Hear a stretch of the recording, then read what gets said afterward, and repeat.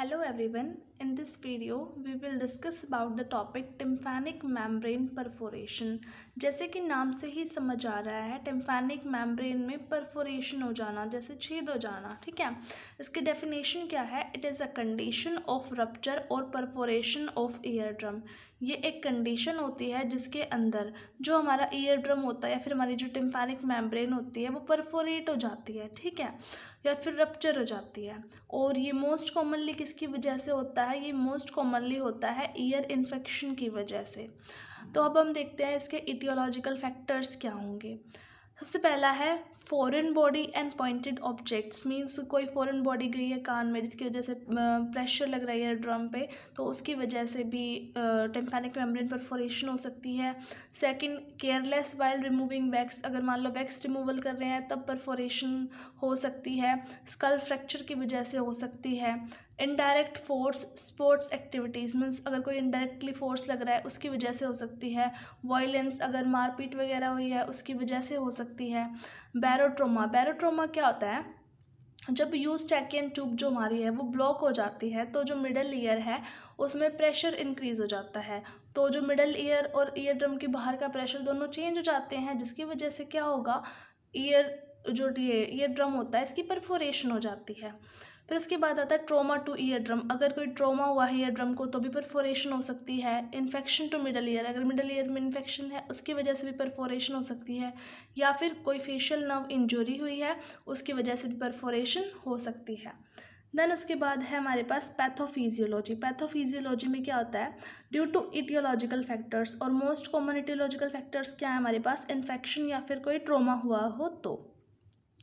ठीक है, अगर इन्फेक्शन और ट्रोमा हुआ है तो उसकी वजह से क्या होगा? Increase pressure in middle ear. तो जो मिडल ईयर है उसके अंदर क्या होगा? प्रेशर इंक्रीज होगा, जिसकी वजह से क्या होगा? Pressure builds up and push against the ear drum. तो मिडल ईयर में प्रेशर इंक्रीज होगा जो जो पुश करेगा against the ear drum. Then इसकी वजह से क्या होगा? प्रेशर फर्दर इंक्रीज हो जाएगा और जो ईयर ड्रम है परफोरेट हो जाएगा, क्योंकि जब जो ईयर ड्रम है वो प्रेशर को टॉलरेट नहीं कर सकेगा तो वो परफोरेशन हो जाएगी वहाँ पे। देन इंजरी में एक्सटेंड टू द ऑसिकल्स और टू द इनर ईयर, और इसकी वजह से जो इंजरी है वो ऑसिकल्स में भी हो सकती है और इनर ईयर में भी हो सकती है। देन उसके बाद है हमारे पास types of ear drum perforation की। जो टिम्पैनिक मेम्ब्रेन की परफोरेशन होती है वो कितने टाइप की होती है? वो 3 टाइप की होती है, मार्जिनल, सेंट्रल और एटिक। सबसे पहला है हमारे पास perforation at the margin of ear drum. इसमें क्या होता है?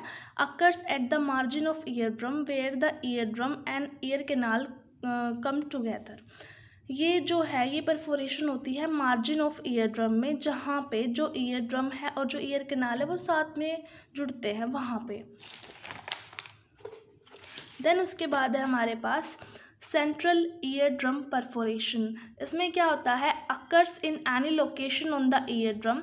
ये किसी भी लोकेशन में हो सकता है, और जो साइज़ होता है परफोरेशन का varies from small opening to a total ear drum perforation. इसमें क्या होता है? एक स्मॉल ओपनिंग परफोरेशन भी हो सकती है और होल जो ईयर ड्रम है उसकी परफोरेशन भी हो सकती है। देन इसके बाद है एक्टिक परफोरेशन ऑफ ईयर ड्रम। ये जो है ये परफोरेशन जो सुपीरियर पार्ट होता है ईयर ड्रम का वहाँ पर होती है। उसके बाद है हमारे पास क्लिनिकल मैनिफेस्टेशंस। क्लिनिकल मैनिफेस्टेशंस में क्या आएगा? सबसे पहला है ओटैल्जिया। ओटैल्जिया क्या होता है? Ear pain. Then second is blood tinged discharge from ear, कि मतलब ब्लड डिस्चार्ज हो रहा है ईयर से। फिर होता है feeling of fullness in ear, कान भारी भारी फील हुआ, क्यों? क्योंकि वहाँ पे प्रेशर इंक्रीज हो चुका है। देन टिनाइटस, इसमें मतलब क्या होता है कि रिंगिंग सेंसेशन होती है ईयर के अंदर। फिर वर्टिगो मीन्स चक्कर आएंगे, नोजिया, वॉमिटिंग वगैरह होगी। Shape of perforation is split. जो परफोरेशन की शेप है वो स्प्लिट से दिखाई देगी। Then hearing loss. Hearing loss हो सकता है चाहे कंडक्टिव हो या फिर मिक्स्ड हो। देन उसके बाद आता है हमारे पास diagnostic evaluation. Diagnostic evaluation means कौन कौन से टेस्ट है जिसके थ्रू हम डिटेक्ट कर सकते हैं कि टिम्पैनिक मेम्ब्रेन परफोरेशन हुआ है।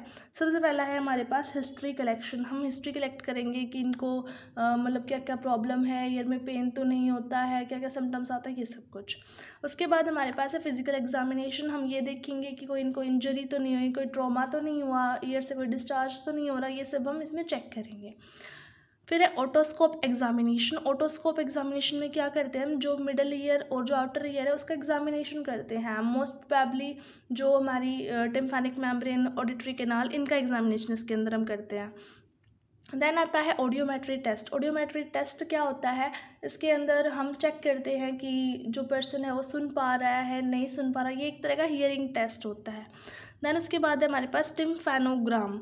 जो टिम्फैनोग्राम क्या होता है, इसमें to study the tympanic membrane level of injury and perforation. इसमें हम देखते हैं कि टिम्फैनिक मेम्ब्रेन में कितनी ज़्यादा इंजरी हुई है और कितना ज़्यादा परफोरेशन हुआ है।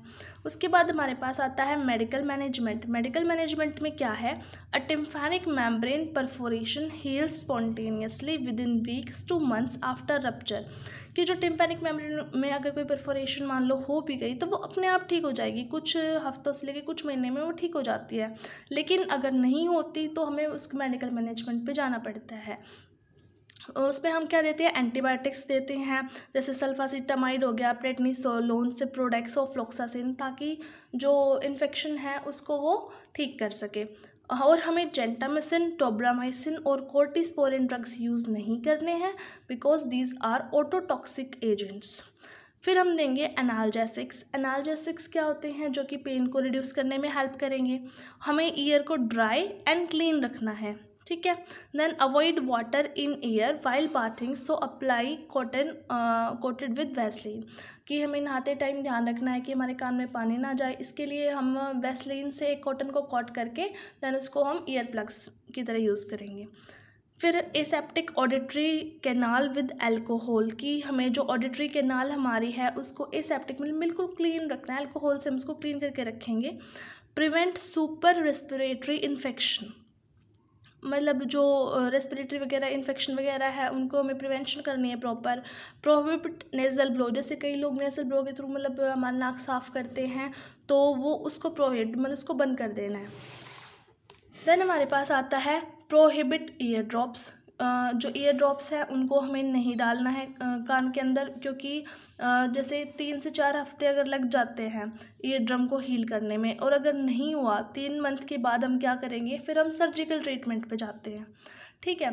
देन हमारा सर्जिकल मैनेजमेंट क्या होएगा, सबसे पहला है मायरेंजियोप्लास्टी। मायरेंजियोप्लास्टी में क्या आएगा, इसमें क्या करते हैं हम, इसमें हम क्लोजर करते हैं जो परफोरेशन होती है उसको, ठीक है। अगर कोई स्मॉल ड्राई मतलब सेंट्रल परफोरेशन है, छोटी सी परफोरेशन है या फिर किसी ट्रॉमा की वजह से हुई है तो हम मायरेंजियोप्लास्टी यूज़ करते हैं। और टिम्पैनोप्लास्टी क्या होता है, अगर लार्ज परफोरेशन है, सेंट्रल परफोरेशन है, मार्जिनल परफोरेशन है, तो जो कि ईयर इन्फेक्शन की वजह से हुई है तो हम टिम्पैनोप्लास्टी यूज़ करते हैं। और फिर आता है हमारे पास एलोडर्म ग्राफ्ट्स। एलोडर्म ग्राफ्ट्स क्या होता है, if patients have multiple previous surgeries, अगर पेशेंट की पहले बहुत सारी सर्जरीज़ हो रखी हैं तो हम एलोडर्म ग्राफ्ट्स यूज़ करेंगे। देन उसके बाद हमारे पास आता है ओसिक्यूलोप्लास्टी। ओसिक्यूलोप्लास्टी में क्या है, इसमें ओसिक्यूलर रिकन्स्ट्रक्शन करते हैं अगर ओसिक्यूल्स को भी कोई इंजरी पहुंची है तो। मतलब सर्जरी के बाद कौन से पॉइंट्स हमें ध्यान रखने हैं, वो है हमारे पास, do not lift anything heavier than 20 pound during the first post operative week, कि हमें ज़्यादा हैवी वेट नहीं उठाना है 1 हफ्ते तक तो at least. Sneeze with mouth open, अगर छींक आती है तो हमें मुंह खुला रख के छींक लेनी है। Avoid air travel during first 2 weeks, पहले 2 हफ्ते में हमें एयर ट्रैवलिंग नहीं रखनी है क्योंकि उसकी वजह से प्रॉब्लम हो सकती है आगे। देन हमारी कॉम्प्लिकेशंस क्या होती हैं सर्जरी के लिए, सबसे पहला है ब्लीडिंग और इन्फेक्शन। ब्लीडिंग और इन्फेक्शन, इस चीज़ को प्रिवेंट करने के लिए हम क्या देंगे, इस चीज़ को प्रिवेंट करने के लिए हम देंगे एंटीबायोटिक्स, ठीक है। देन हमारे पास पेन को रिलीव करने के लिए हम एनाल्जेसिक्स देंगे। यहाँ पे फेशियल नर्व पैल्सी भी एक कॉम्प्लिकेशन हो सकती है, ये होती तो बहुत रेयरली है लेकिन अगर हो गई तो परमानेंट होएगी। टेनाइटिस हो सकता है, रिंगिंग सेंसेशन हो सकती है ईयर में। Loss of taste last few week, मतलब कोई भी चीज़ खाएंगे उसका टेस्ट नहीं आएगा, लेकिन ये कुछ हफ्तों तक ही स्टे होती है। Then dizziness for a short time, कि जैसे चक्कर चक्कर सा फील होगा, लो फील होगा, लेकिन ये सब चीज़ें होंगी सिर्फ कुछ टाइम तक। देन पार्शियल और टोटल लॉस ऑफ हियरिंग में भी रियली अक्कर, या तो पार्शियल लॉस हो सकता है हियरिंग का, या फिर टोटल लॉस भी हो सकता है हियरिंग का। ये सारी हमारी इसकी कॉम्प्लिकेशंस हैं। For more videos, ask me in the comment section. Thank you so much.